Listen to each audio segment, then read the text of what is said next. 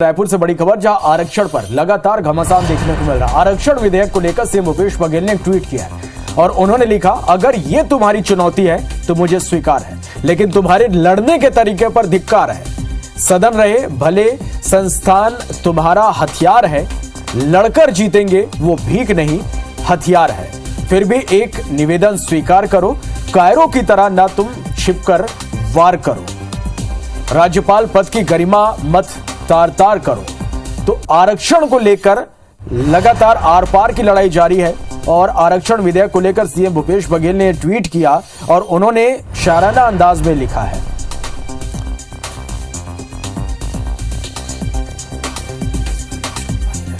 चलिए, और आरक्षण को लेकर लगातार आर पार की लड़ाई देखने को मिल रही है, इस पर बात करेंगे। कांग्रेस से सुरेंद्र शर्मा हमारे साथ फोन लाइन पर जुड़ गए, तो वही भाजपा से विजय शर्मा जी हमारे साथ फोन लाइन पर है। सबसे पहले सुरेंद्र जी, मैं आपके पास आना चाहूंगा।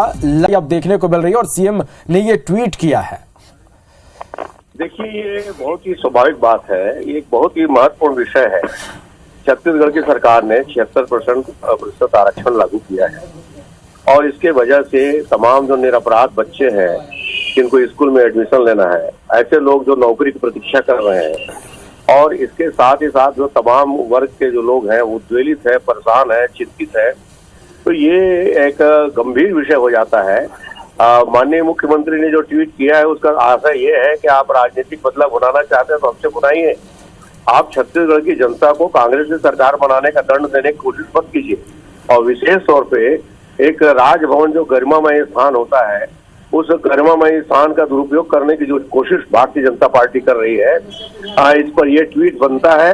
और हम कहते हैं कि ये चुनौती जो स्वीकार है, कल लाखों लोगों ने इकट्ठा होकर के बता दिया कि छत्तीसगढ़ की सरकार के निर्णय के साथ है, तो सरकार को इस बात को समझना चाहिए और जो मर्यादा है उसको बनाए रखना संविधान के हिसाब से, लोकतंत्र के हिसाब से, प्रजातंत्र के हिसाब से बेहद जरूरी है।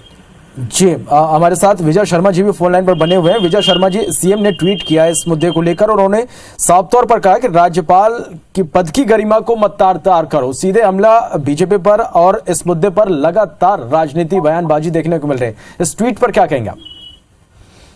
जी, मैं ट्वीट पर ये कहना चाहता हूं कि जरा ये धूप डल जाए, फिर हाल पूछेंगे। यहाँ कुछ साए खुद को खुदा बताते हैं। देखिए साहब, मतलब मुझे आश्चर्य है और मैं प्रतीक्षा में हूं कि ठीक आने वाले कुछ समय में कांग्रेस की तरफ से एक हड़ताल होगा, एक रैली होगी और उसमें वो हाई कोर्ट के द्वारा दिए गए किसी जजमेंट का विरोध करेंगे, सुप्रीम कोर्ट के द्वारा दिए गए किसी जजमेंट का विरोध करेंगे। तो क्या ऐसे लोकतंत्र चलेगा भैया? क्या ऐसे संवैधानिक संस्थाओं को इस तरीके से किया जाएगा? तार तार तो संवैधानिक संस्था को कांग्रेस कर रही है, ये रैली कर रही है। आप खुद एक बार चिंतन करके देखें, राज्यपाल जी का जो कुछ कहना है, जो कुछ सोचना है, एक बहुत सामान्य सी प्रक्रिया है। आपने प्रस्ताव करके भेज दिया। राजनीति तो कांग्रेस खेल रही है, ये इसलिए खेल रही है क्योंकि हमने कर दिया ये कहना है। अब आप सोचें कि 58% पर अगर हाईकोर्ट ने रोक लगाया तो 76% का क्या होगा? क्या ये राज्यपाल ना सोचे? क्या राज्यपाल कठपुतली है? क्या उनको सिर्फ हस्ताक्षर करना है? मतलब, और वो अगर ना करें, किसी चिंतन में हो, एक महीना नहीं बीता है किसी विषय पर, तो हम बड़ी रैली करेंगे और राज्यपाल को गालियां देंगे। मतलब ये तो आश्चर्यजनक है भाई। आज तक मैं सोचता हूं कि लोकतंत्र के इतिहास में कभी ऐसा नहीं हुआ होगा।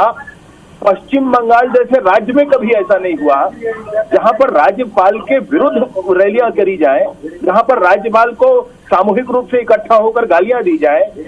तो ये तो माने एनर्की है साहब, ये तो बिल्कुल अराजकता की स्थिति सरकार स्वयं लेकर आ रही है।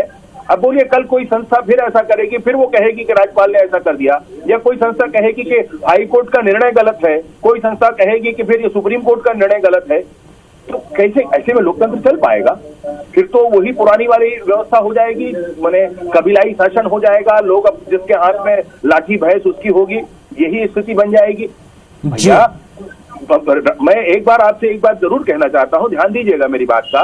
1993 के बाद से देश में कोई भी प्रदेश ऐसा नहीं है जिसने 50% से अधिक का आरक्षण लागू कर दिया। साहनी केस जो है, जिसमें 7 जजेस की बेंच ने ये निर्णय दिया था कि 50% से अधिक का आरक्षण नहीं हो सकता, अनुसूचियों में सामान्यतः नहीं जोड़ा जा सकता, और इसलिए 1993 के बाद से कोई भी राज्य पूरे देश में 50% से अधिक आरक्षण नहीं दे पाया है। और 58% के अधिक आरक्षण जो छत्तीसगढ़ में चल रहा था, जिस पर हाई कोर्ट में सरकार को उचित लड़ाई लड़नी थी, सरकार ने लड़ी नहीं, वहां क्वांटिफाइबल डाटा प्रस्तुत नहीं किया गया। अभी विधानसभा चल रहा है, विधानसभा में क्वांटिफाइबल डाटा मांगा जाता है, सरकार प्रस्तुत नहीं करती है और इसीलिए सरकार हार जाती है। और सरकार जिद करती है उसके बाद कि हर हाल में सरकार के निर्णय पर हस्ताक्षर कर रहे राज्यपाल। सोचने तो दीजिए भाई, समझने दो तो दीजिए किसी विषय को, इसमें रखा क्या है? जी सुरेंद्र जी, बहुत कुछ कहा विजय शर्मा जी ने, क्या कुछ कहना चाहेंगे आप इस पर? सबसे पहली बात तो ये है कि भारतीय जनता पार्टी को ये स्पष्ट करना चाहिए कि वो 76% आरक्षण के पक्ष में है। थोड़ा जोर से बोलेंगे, सुरेंद्र जी को बोलेंगे अगर। नहीं, मैं कह रहा हूं कि भारतीय जनता पार्टी को ये स्पष्ट करना चाहिए कि वो 76% आरक्षण के पक्ष में है या नहीं। अगर नहीं है तो उन्होंने विधानसभा में समर्थन क्यों किया, सर्वसम्मति से प्रस्ताव पारित क्यों किया?